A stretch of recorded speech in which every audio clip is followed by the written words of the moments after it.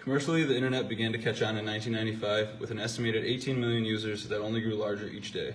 Computers began to be a household necessity instead of a luxury, and most families had them in their homes. This marked the start of the information age. The shift to an economy based on information technology and the rise in internet users meant that there was a market that had been virtually untapped. During the time of this, there were low interest rates, which increased the availability of capital as people were able to get loans at a cheap rate. The Telecommunications Act of 1996, signed by Bill Clinton, allowed for easier entry into the market by removing barriers to entry, which was expected to result in many new companies and technologies that people wanted to invest in. The Taxpayer Relief Act of 1997 also lowered the top marginal capital gains tax percentage from 28% to 20%. This allowed people to take a lot more risks and be a lot more speculative in their investments, as they weren't going to get taxed as much on their gains. Around this time, Chairman of the Fed, Alan Greenspan, warned of irrational exuberance, stating that the stock market might be overvalued. But because people were so drawn in by the huge numbers of income, they didn't want to miss out on the money and ignored this warning. All right. Next, we have the awareness phase. Lack of awareness is the cause of almost all huge problems in this world, and the dot-com bubble is a prime example of that. Venture capitalists were anxious to find the next big score and invested in any company with .com after its name. Companies that had yet to generate profit, revenue, and even in some cases a finished project went public with IPOs, initial public offerings. And they saw their stock prices triple and even quadruple in one day. These companies had not proven themselves at all and did not deserve all the investments they were getting. Investment banks who profited greatly from IPOs fueled speculation and encouraged investments in technology. The mania phase consists of easy capital, market overconfidence, and pure speculation. During the dot-com boom, people were quitting their day jobs to become day traders.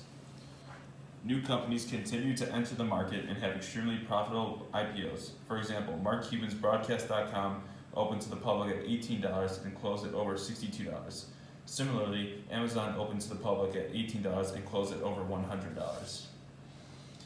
Increases in stock prices and overconfidence that these companies would turn their future profit led to an environment where investors overlooked traditional metrics such as PE ratios. Instead, they based their confidence on technological advancements, which led to the bubble. This difference between perceived value and actual value created the peak of the bubble. March 10th, 2000, the NASDAQ was worth $6.71 trillion and peaked at 5,048 points. But then the bubble burst. In less than 1 month, nearly $1 trillion of stock value deflated.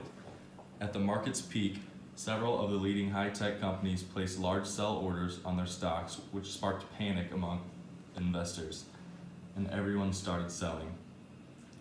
Companies whose physical assets couldn't keep up with their soaring stock prices, like Pets.com, for example, tanked. These companies went from having a market capitalization of hundreds of millions of dollars to being worthless in no time.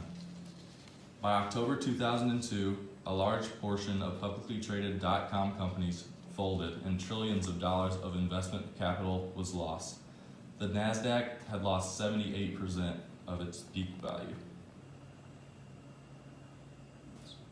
After venture capital was no longer available, tech companies were measured by their burn rate, which is the rate at which they spend existing capital.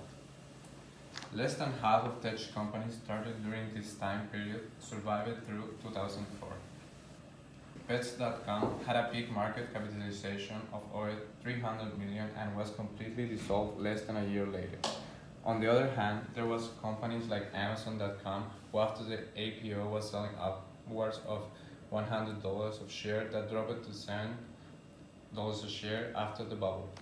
As growth in the information technology sector stabilized, companies consolidated, and some companies such as Amazon, eBay, and Google gained market share and have gone on to dominate their fields. Analyzing the two graphs clearly shows a similarity in terms of the phases. The still phase of .com bubble started to take off during May 15, 1997 when Amazon.com went public at $18 a share and rises 31% the same day.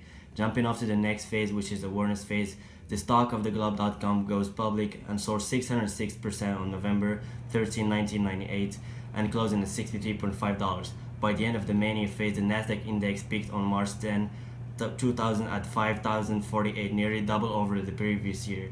Right at the market peaks, several of the leading high-tech companies such as Dell placed a huge sell orders on their stocks, sparking panic sells among investors. Within a few weeks, the stock market lost 10% of its value as the investment capital began to dry up. The dot-com companies that had reached the peak by recording hundreds of millions of dollars became worthless within a matter of months. During the blow-off phase, a majority of publicly traded dot-com companies folded and trillions of dollars of investment capital got evaporated.